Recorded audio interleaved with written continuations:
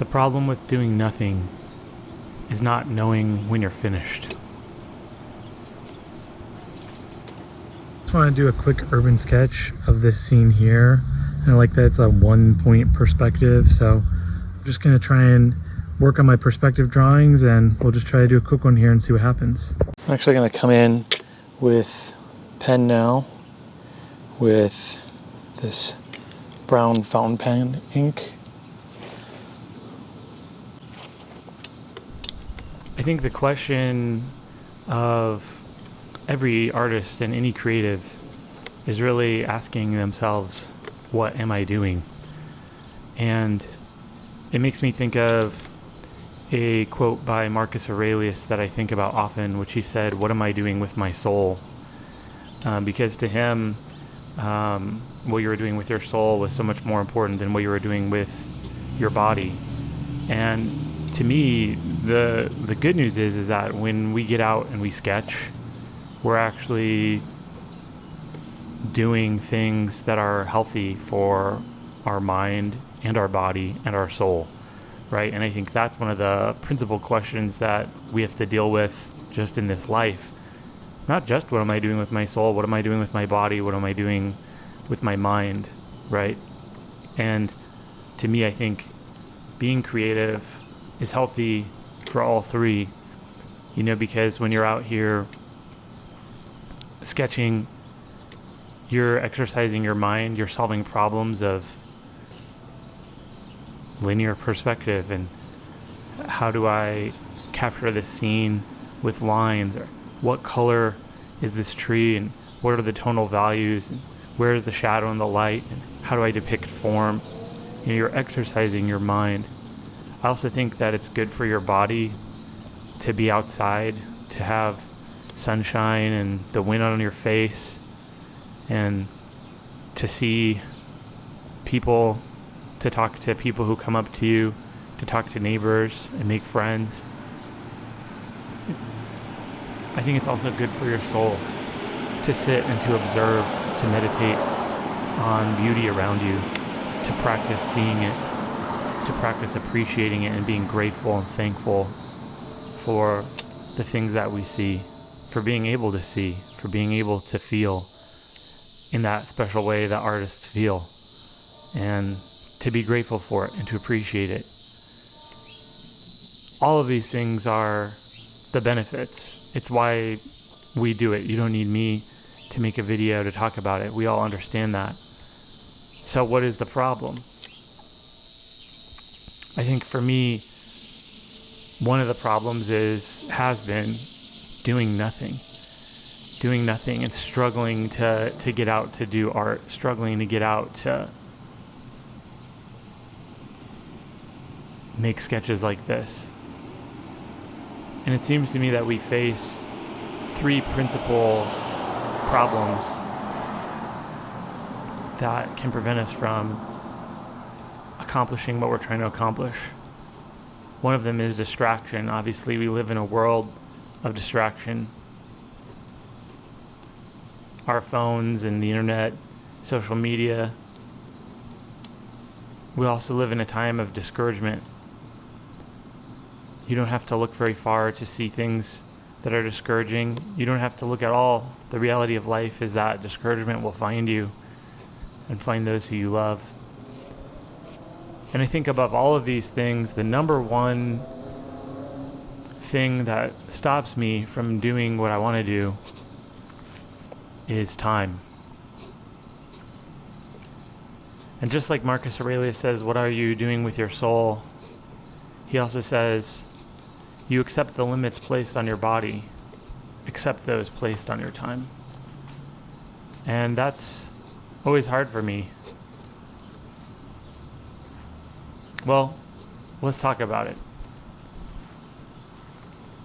With distraction, you can watch a lot of YouTube videos or read books or listen to podcasts and consume media that will give you tips and talk about how to minimize your sense of distraction.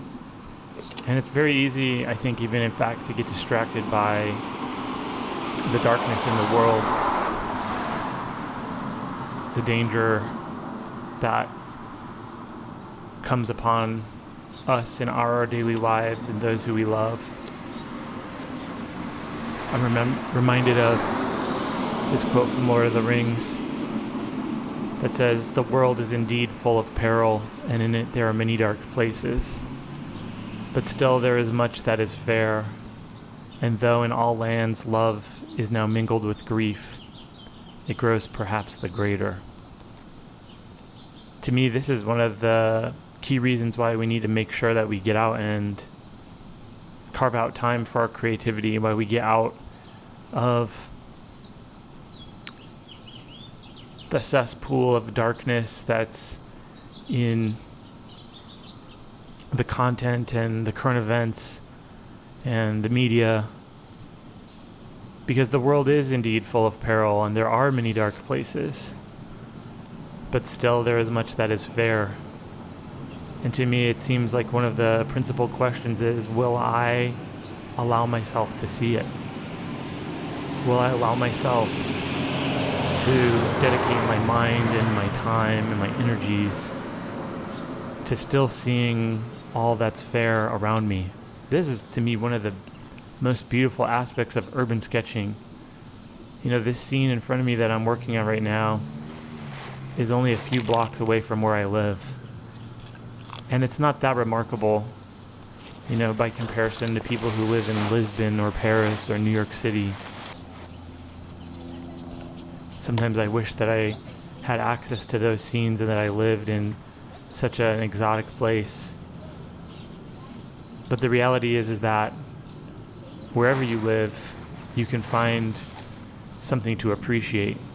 Wherever you are, you can find something to be thankful for. And to me, this is like one of the principal benefits of making art and doing sketches like this, because you actually train yourself to see it, to see what is beautiful, to see what is fair, to see what is good. And though in all lands love is now mingled with grief, perhaps it grows all the greater. Perhaps the love grows the greater. It certainly can. I think when we dedicate ourselves to extricating ourselves from the darkness and setting our minds and our eyes and our faces towards the light. I think that quote applies both to distraction and discouragement. But for me, in addition to that, the principal challenge I know for myself and for a lot of people is just finding the time, making the time. Marcus Aurelius has something to say about this too. He says, not to assume it's impossible because you find it hard, but to recognize that if it's humanly possible, you can do it too. I think sometimes, whether it's being a good artist, whether it's being a good person, whether it's finding time and energy to get out and do a sketch,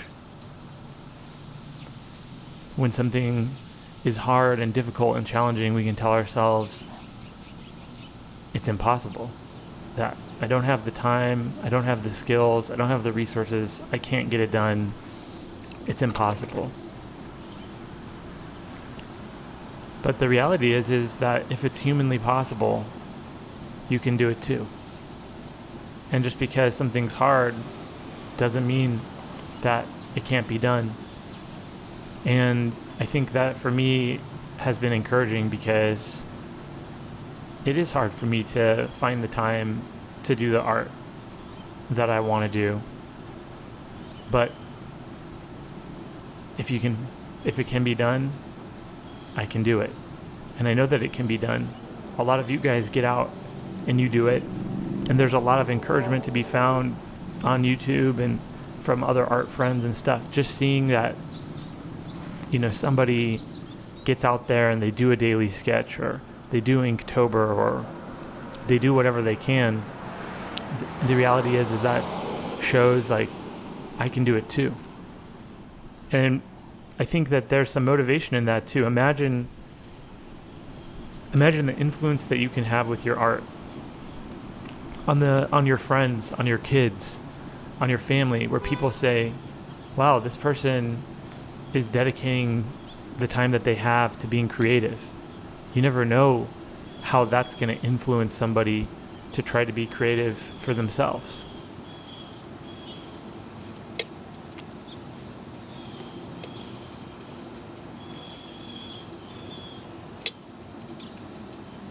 So I'm going to mix in a little bit more muted colors for this other tree over here.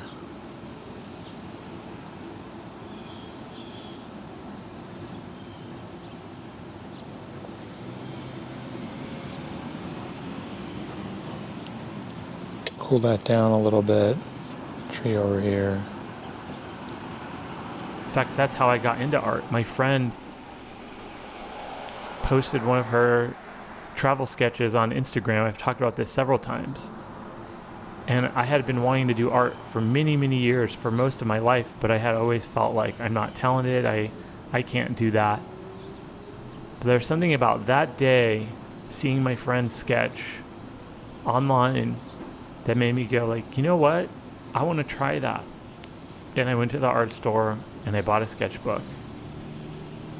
And so I'm speaking from firsthand experience that sometimes the simple little sketch that you do and the simple little effort that you make can actually have world-changing results. I saw a quote in one of Vincent van Gogh's letters to his brother. He's basically sending him a thank you note. He says, "Thank you for sending me the ABCs of drawing. I think I'm going to try to give this artist thing a go." Obviously I'm paraphrasing. But I love that because Vincent van Gogh is one of the most appealing artists to me. His art speaks to me in a deep, profound way and has changed my life. And to think that somebody like that, who created art that affected millions of people for generations and generations and generations to come, and that, he wasn't pedigreed or famous in his time. His brother sent him a book called The ABCs of Drawing. And thank goodness that Van Gogh decided to give it a shot. And imagine what would happen if you gave it a shot, in the extent that you can. In Lord of the Rings, Gandalf says, all we have to decide is what to do with the time that's given us. We all have jobs and responsibilities, obligations, finite resources of time and energy. Today, I had a little bit extra time, and so I decided to make this sketch happen. I don't know how it's going to turn out. I kind of have a sense that it won't be technically perfect, because so far none of my sketches have been technically perfect. But that's not the point, is it? The point is, with the time that you have, and the energy that you have, and the scenes that you have in front of you, you can decide what to do with it. Do we want to decide, it's not Paris, France, so it's not worth sketching? Do we want to decide, it's only half an hour, it's only 10 minutes, it's only 5 minutes, so it's not worth doing? Because those are really questions of things that we can't control. The only thing that is what for us to decide is what to do with the time and the energy and the resources that are given to us. Not to be jealous and envious of the time and place and talents and skills and abilities that's given to somebody else. That's really none of our business, is it? We are each placed in the lives that we have. And to me, I want to pursue having a mindset of gratitude and of thankfulness, to see that beauty and that goodness and that light that exists where I'm at, rather than inculcating an attitude of jealousy. I wish that I was as good as this other artist. I wish that I lived somewhere else. I wish that I had different resources, different time. Like we talked in the previous videos, you can get out there and you can build your art skills and you can draw and paint and sketch. But if your mindset is one of jealousy, if your mindset is one of wishing that it was something different than what you have, it can actually become bad. The way that we think about what we do is maybe more important than just what we do.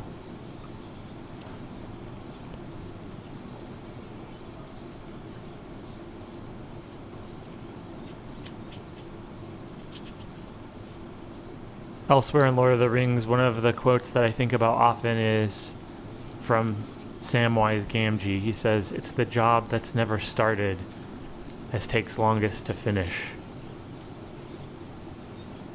And I really think that's true with our art, right? But it really also begs the question of what's the job that we haven't started? Is it getting out and sketching? That's what I'm trying to do today. Is it building your skills over the course of years? Is it practicing that gratitude and thankfulness for the beauty that is around you? Is it practicing being gentle and kind to yourself, not being overly harsh because you aren't a master artist yet, or your sketches don't look as good as that professional urban sketcher and architect on Instagram? What's the job that you haven't started? Is it building the habit? Is it telling yourself that you don't need an hour, you can use just the 15 minutes that you have? Is it letting yourself have fun, even if it's not the best sketch in the world? Is it practicing your perspective or your ink drawings? Is it practicing getting good at sketching quickly? Is it the mindset? Seeing the beauty in the mundane?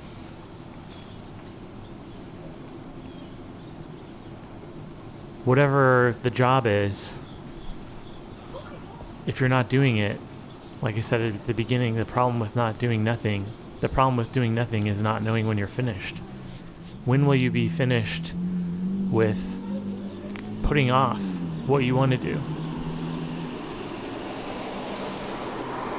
I realize for myself, a lot of times I wish for better circumstances, for better light, for more time, for more energy, for a better scene. But I can keep wishing and wishing and keep putting off that job, and it'll never be finished. To me, the best thing to do is to just go out and to do what you can do with the time that's given you now. And if you're like me, a lot of times I have doubts and I think, what if the sketch is bad? What if it doesn't turn out the way I wish? But I think the wisdom from these quotes is that rather than being hindered by those doubts, we should just start. Even if the drawing is bad. At least in a technical sense, right? The artist Charlie Hunter said, "It's how you earn a good drawing. It's by doing a bad drawing and being reasonably ashamed about it," which is a little bit of sarcasm. But I really think there's a lot of truth in that, because every sketch that you do, every drawing that you do is going to train your eye, it's going to train your mind in a panoply of things, in the appreciation of the beauty, in the time management, in getting better at all of the skills that go into making a sketch. That's what he means by that's how you earn a good drawing, by doing a bad drawing. You have to do a certain number of bad drawings in order to learn all those lessons that go into a good drawing. A lot of times for myself, I'll think, oh man, this painting didn't turn out any good. It's not any good. But oftentimes after I give myself, a few days or a week, and I come back and I look at it, I go, actually, that was really good. I think it's worth questioning what we consider to be good anyways. Like we talked about in the last video, it probably shouldn't be about the results, but rather it should be about the process. Because to a certain extent, the results aren't really something that we can always control, especially if you're not a master artist, which I'm certainly not. The reality is I'm a student, learning how to paint, learning how to sketch, learning how to draw. And if you practice learning, you'll get better at it.